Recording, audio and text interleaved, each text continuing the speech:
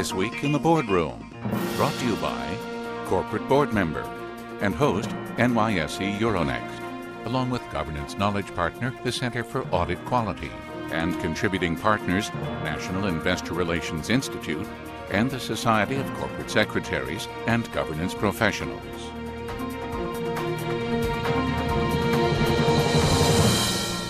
Welcome to this edition of This Week in the Boardroom. I'm TK Kerstetter with Corporate Board Member, and I'd like to welcome my guest host, Scott Cutler, who's with the NYSE Euronext. Scott, welcome. You know, when it's just us two doing these, typically we're dealing with a topic that either no one else wants to talk about or we feel it's the kind of thing that we really have to bore down into. You know, we've talked about diversity, we've talked about getting people off boards, mandatory retirement ages.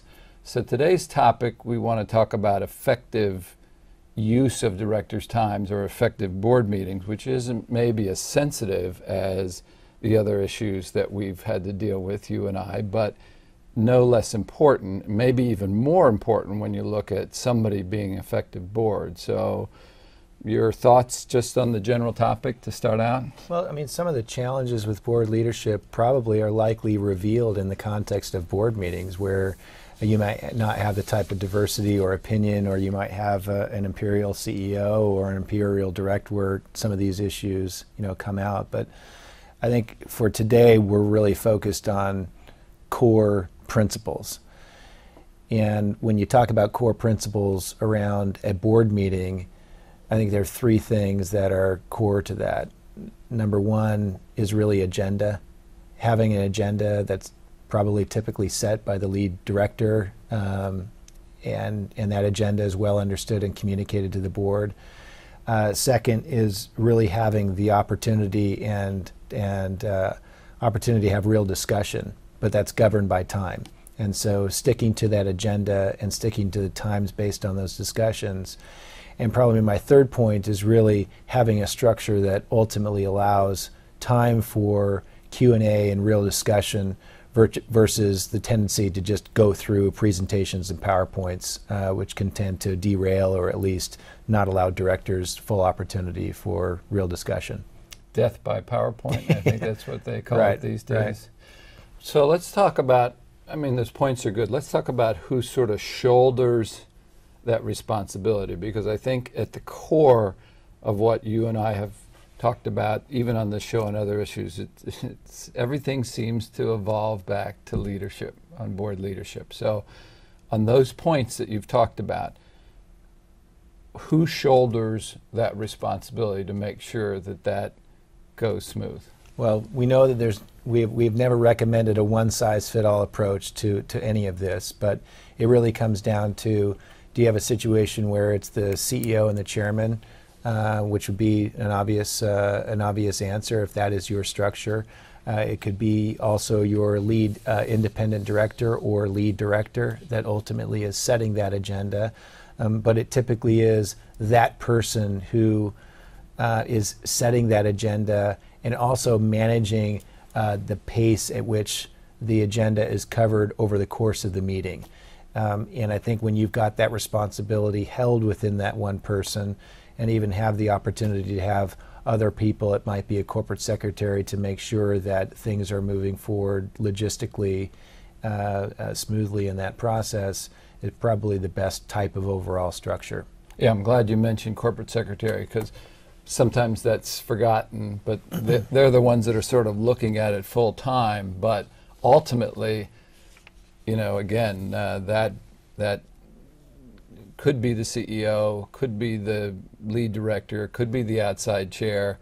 There's no way of saying here is the best practice for how this operates most effectively. But it is important that each company feel comfortable with their method and make sure that something's in place with that. So the interesting part about this really isn't something you can measure. It's not like there's no numerical to say, oh, we're effective because of X. Talk about some of the macro issues, though, that sort of touch on this and that should be recognizable, or should at least be something that somebody can look at and say, Do we have these things in place that are characteristics of an effective meeting or effective use of our time? Well, to me, the macro factor or factors that contribute to effective meetings still involves whether or not you have the right people in place to have that meeting at the outset. And so obviously, first and foremost, board and director composition is extremely important. And why that's important is certainly the challenge associated with most boards today in dealing with regulatory issues, business issues, macro issues, and even micro issues such as what's happening in an audit committee.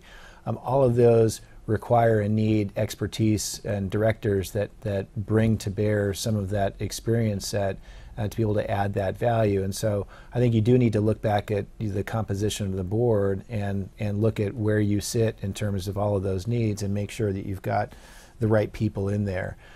The other thing that's interesting, and some of these things are brought up in terms of ISS standards today, which I think some of them are good practice, is you have to have boards that have directors that are attending board meetings. And you've seen a number of examples of that where directors that aren't attending meetings are not getting the recommendation of votes going forward. There are questions and concerns about overboarding, which is directors that don't have the sufficient amount of time and focus to be able to focus on the exact issues that come up in certain situations. And I think I've even seen situations, and I think ISS even has a guideline around this, where if the average tenure on the board is greater than 15 years, they actually deem that there's not enough turnover on the board. So those are all big macro factors. I think my point is just simply that a lot of those things I think are revealed in terms of the quality and the depth of the discussion that might happen on the board. And I think the way probably that's teased out is really understanding that board structure, and then something that we've talked about a lot is really being able to have in place opportunities for board peer review or even performance review of the directors. I can't say enough about the evaluation process, and that's to me a critical part of that. Everything gets back to the leadership and some of the small things that you don't think about that end up being very important to be successful during the course of a meeting are, how do you control, when a director is too windy, right, dominating a session, and what do you do when the topic is X and you've digressed onto Y and Z? A good leader brings that back very quickly and makes sure that the meeting is effective and that they're covering the issues. Because how many times do we hear stories about the meeting coming to an end and they have 3 very important issues that they have to deal with, and all of a sudden they're on the plane going home figuring we didn't give enough time to those issues. Those are pretty critical. So that's important. So sitting here, we're supposed to be useful to our audience. Yeah. And so if we said, what advice might we offer them if they feel currently that they're not using their time well enough or their meetings are ineffective? What advice might we give to them that might be things that they can take back to evaluate their own boards? Well, time management is I won't want to overstate it, but it's really important just given the amount of issues that a board needs to cover and also the demands on everybody's time. And so you really have to be able to have an agenda that is set to a certain amount of time, respectful of that, and sticking to it. And leadership is really the only way that you can effectively go about doing that. But I think there are a couple of other points I guess I would make is making sure that the roles and responsibilities on the board are clearly defined is clearly a point that you're going to want to make sure that you've got sort of a diversity of view around that in terms of each meeting. I think looking at, like I said before, the mix of current directors and understanding if you've got the right people in the room, and that goes more towards probably one of the more challenging issues that boards have today in looking at their own composition and looking at their own performance and identifying ways to bring on new board directors. And then, probably the last suggestion is that, there are times where having a third party involved can be beneficial. Certainly around board performance is one area, but even having a consultant look at and review, a typical board meeting or the structure, and what could be changed, and seeking input from experts in this area as well can be something that some companies may want to consider from time to time. Let me ask you one closing question that I think is sort of a reality question, and that's the relationship between the CEO and the board in this. CEO has to play such a critical role in developing these agendas, and you hear a lot of talk about, hey, this is the board's responsibility, they need to do that, and I wholeheartedly agree that they have to contribute, and they have to contribute to building the agenda, whatever.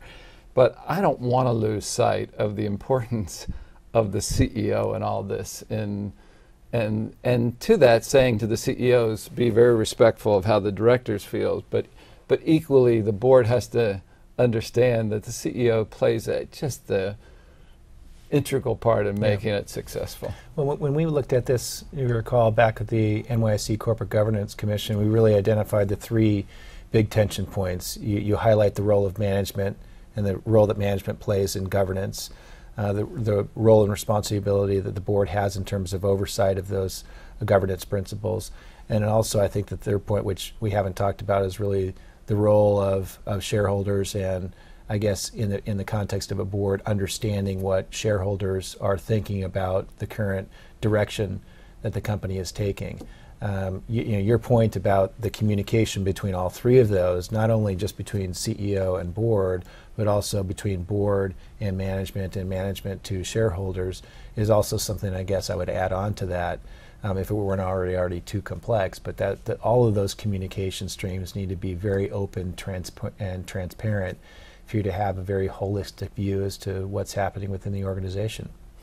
Well, Scott Cutler, thanks for joining us. You create an intellectually challenging discussion when you're here, and when we can work you in between your travel schedule, it's good to have you, because I think it's some of the best shows that we do. So that will conclude this edition of This Week in the Boardroom. We, again, hope that you'll join us next week when we'll take a look at another critical topic that will help you be a better board member and a better committee member. And we'll see you then.